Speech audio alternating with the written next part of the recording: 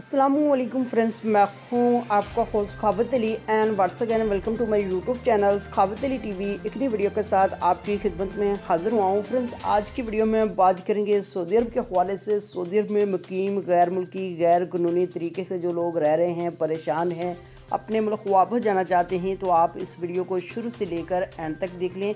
Channel पर new है तो चैनल को सब्सक्राइब कर लें और साथ में बेल आइकन पर लाजमी क्लिक करें ताकि जब भी मैं नई वीडियो अपलोड करूँ सबसे पहले आप दोस्तों को मिले, आप दोस्त बड़ी आसानी से देख पाएँ। प्यारे दोस्तों, वीडियो पसंद आए तो वीडियो को लाइक करें और अपने दोस्तों के साथ इस वीडियो को शेयर करें।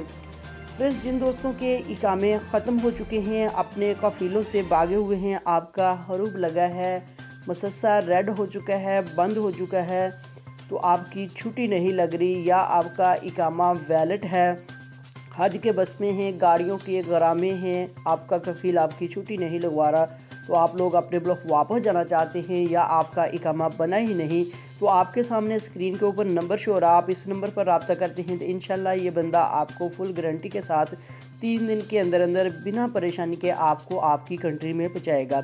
चाहे आप किसी भी कंट्री के हैं, इस नंबर पर रब्ता कर सकते हैं। नंबर बंद होने की सूरत में IMO व्हाट्सएप पर रब्ता कर सकते हैं।